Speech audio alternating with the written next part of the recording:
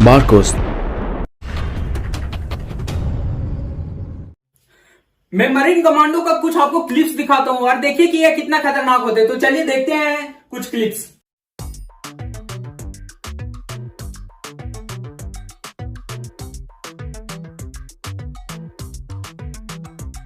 ठीक है, आप क्लिप्स देख लिए तो यह आप बता सकते हैं कि यह कितना खतरनाक होते हैं। आप देखने के साथ ही बता सकते हैं। मतलब इनके बारे में यह कहा जाता है कि 400 से 500 मगरमच्छ जहां से कूद रहे हैं, मतलब एक मार्कोस आया हुआ है, एक मार्कोस आया हुआ है, only one Marcos.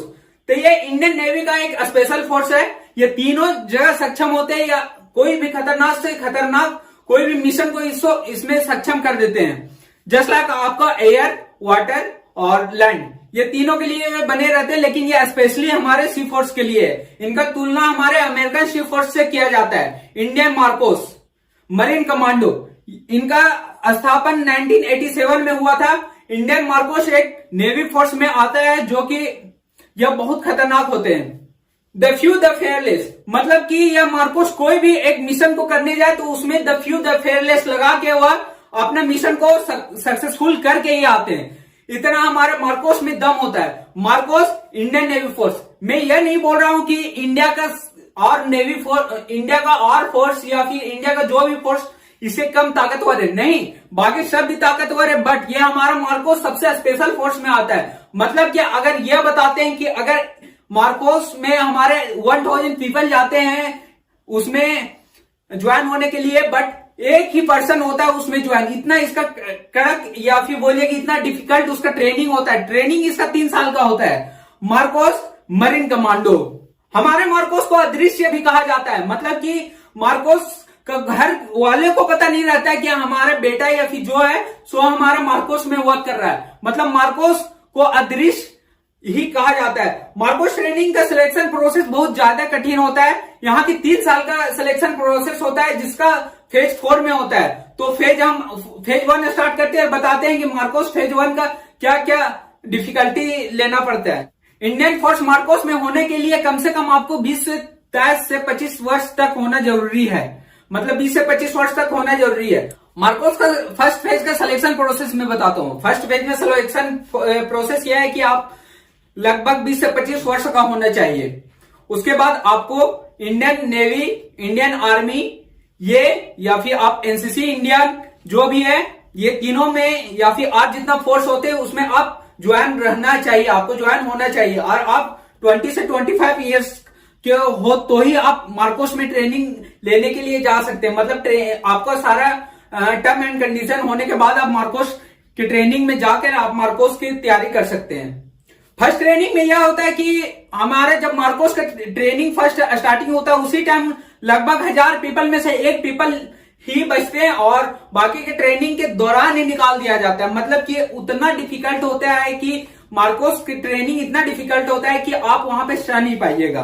Marcos training का फेज 1 यह होता है कि आपको 3 दिन का लगातार फिजिकल फिटनेस करवाया जाता है, जिसमें कि 80% जवानों को वहीं से रिटर्न भेज दिया जाता है, क्योंकि वह मार्कोस ट्रेनिंग के लिए सक्षम नहीं हो पाते हैं। तो फेज 1 हमारे यहाँ कंप्लीट हुआ। फेज 2 में मैं आता हूँ। फेज 2 में यह प्री सिलेक्शन हुए स्टूडेंट को फेज 2 में डाला जाता है, जिसमें कि इसे हेल्विक करवाया जाता है और इसमें 5 दिन का हेल्विक करवाया जाता है। और रात में हमारे 20 केजी वजन उठा के और 20 किलोमीटर तक इन्हें दौड़ना या फिर बोलिए तो चलना रहता है, वो भी कुछ मिनिमम टाइम में। उसमें भी हमारे बहुत सारे कैडेट वहां से हमारे छठ के बाहर निकल जाते हैं। उसके बाद हमारे जितने भी कैडेट बचे वो हमारे फेज 3 में जाते हैं।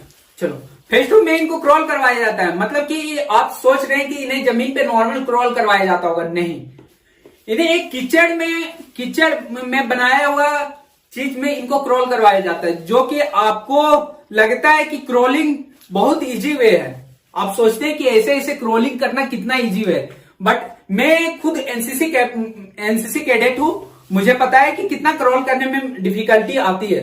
जमीन पर क्रॉल करना बहुत आसान है, बट वाटर पे क्रॉल करना बहुत ज्यादा डिफिकल्टी है। और वो भी हमारे मरीन कमांडो को जब क्रॉलिंग के वक्त इनके ऊपर 20 केजी का वेट रखा जाता है। उसके बाद इसके बाद इन्हें डाइविंग के लिए भेज दिया जाता है। जब क्रॉलिंग का काम हो जाता है तो इन्हें डाइविंग के लिए भेज देते हैं। डाइविंग करने के बाद इन्हें यही से 50% और जितना सिलेक्शन हुए, मतलब कि 1000 में एक 1 हुआ है सिलेक्शन, उसके बाद 1 जो है उसमें फिर 50% यहां से उन्हें रिटर्न भेज दिया जाता है। तो फेज 2 जब इतना डिफिकल्टी है, अब चलाते हैं फेज 3।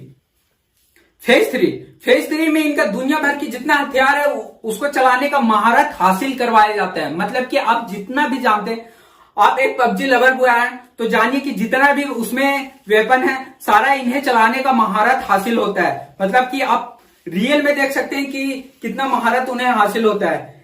और इन्हें बेसिक पैराशूट कोर्स भी करवाया जाता है, जो कि ये एयरफोर्स मतलब एयर के द्वारा ये पैराशूट, मतलब ये तीनों में एयर, लैंड, वाटर, ये तीनों में ऑपरेशन करने के लिए पूरा सक्षम जब तक नहीं होते तब तक इन्हें कुछ आगे के काम नहीं करवाया जाता। मतलब ये 1 2 3 years, phase 1, phase 2, phase 3, phase 4। यह फेज 4 इन्हें 3 इयर्स में ही गुजारना पड़ता है। मतलब कि अगर नॉर्मल ट्रेनिंग 6 मंथ में गुजरता है तो हमारा मार्कोस ट्रेनिंग गुजारने के लिए 3 इयर्स का टाइम लगता है। इसीलिए तो यह बोला जाता है कि Indian Marcos marine commando world का सबसे बेस्ट कमांडो में माना जाता है।